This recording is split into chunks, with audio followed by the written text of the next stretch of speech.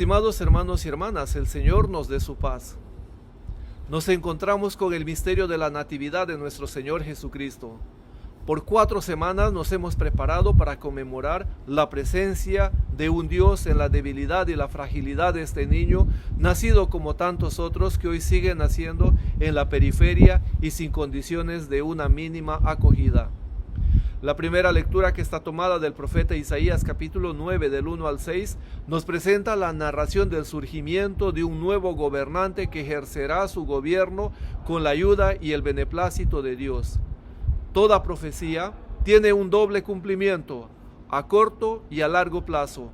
A corto plazo probablemente sea el nacimiento y el inicio del reinado del rey Ezequías, el rey que se ha hecho como el referente de todo buen gobernante en la monarquía del Reino del Sur por las reformas que llevó a cabo.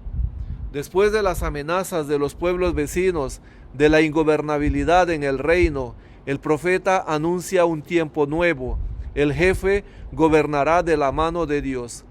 El cumplimiento de la profecía a largo plazo lo encontramos en Mateo 4, del 12 al 16, cuando nos presenta esta profecía como el cumplimiento de la persona de Jesús de Nazaret, que inicia su ministerio en Galilea, en la tierra de los gentiles, y propone la soberanía de Dios como un proyecto que no se circunscribe a un lugar, a un territorio, sino a las condiciones de las personas que pueden adherirse a su persona y a su propuesta, que es el inicio del reinado de Dios. El reinado de Dios no es el reino de este mundo. Su reino va de la mano de la cruz para dar sentido a la debilidad de la condición humana, como nos presenta Juan 18:36. Este anuncio a largo plazo lo encontramos en el Evangelio de hoy, que está tomado de San Lucas capítulo 2, los versículos del 1 al 14, que nos narra en 2 planos el misterio del nacimiento del Hijo de Dios.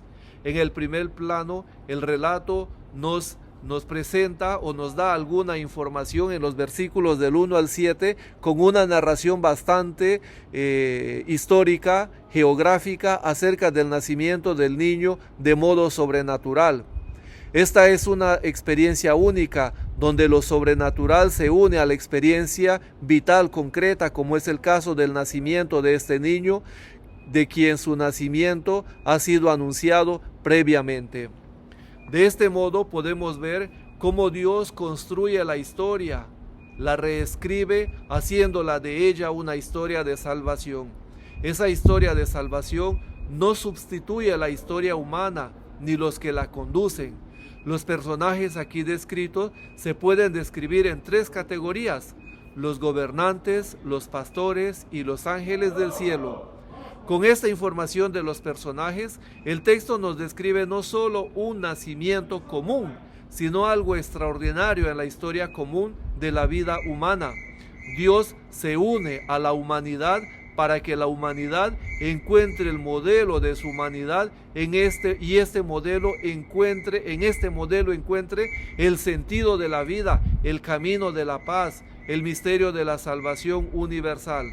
Celebrar este evento extraordinario de Dios en medio de desafíos de nuestra historia, que se maquilla muchas veces de ideologías pseudo-religiosas para caer en la idolatría de la guerra como motor que dinamiza y que reactiva la economía global. Las políticas de control social y demográfico hacen que la familia de Nazaret y las de hoy migren a otros destinos en condiciones de vulnerabilidad. En Lucas, estas autoridades, los gobernantes de este mundo, hacen que el plan de Dios se cumpla tal como los profetas habían anunciado, y particularmente Miqueas 5:1. En el segundo plano de la narración aparecen los versículos del 8 al 14, donde se circunscribe dentro de una experiencia particular, porque los protagonistas de la escena son unos pastores, un ejército celestial acompañado de una serie de manifestaciones y expresiones divinas. Lo curioso es que en el primer plano aparecen los poderosos de este mundo, ahora aparecen los débiles de este mundo, los beduinos, los humildes, los pequeños, que se dejan guiar y sorprender por la fuerza de Dios que los orienta hacia la comprensión del misterio que les va revelando de modo progresivo y los lleva a experimentar el gozo como sentimiento dominante de esta escena. La narración en su conjunto presenta una serie de sucesos que los podemos sintetizar en estas breves preguntas. ¿Qué se revela? Un niño que nos ha nacido. ¿Cuándo ha nacido? Hoy. ¿Quién es ese niño? El Salvador, Cristo el Señor. ¿Dónde ha nacido? En la ciudad de David. Dios una vez más se va a la periferia con los pequeños para que ellos vean y sean testigos de su gloria. El signo que acompaña el relato es bastante singular. Un niño envuelto en pañales, en un pesebre.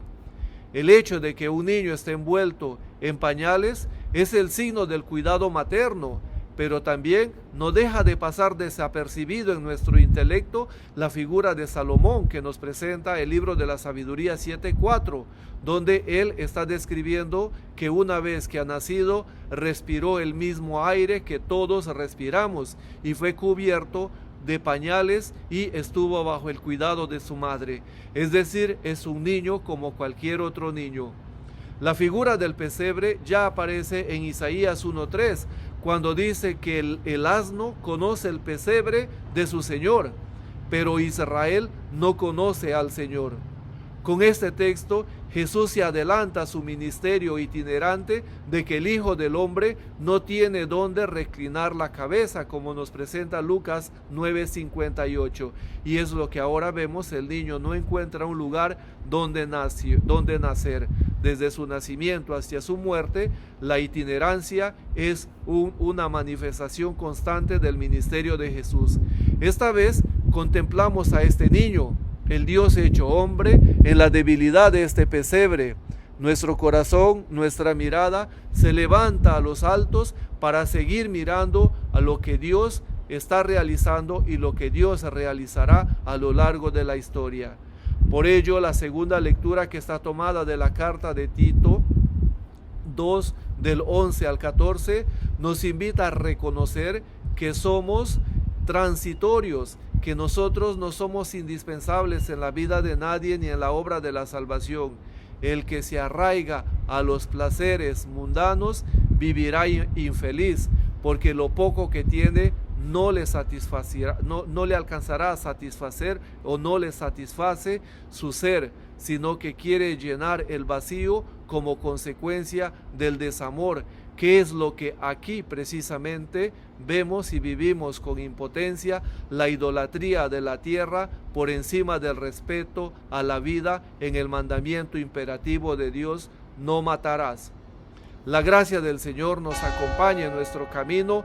Feliz Navidad, paz y bien.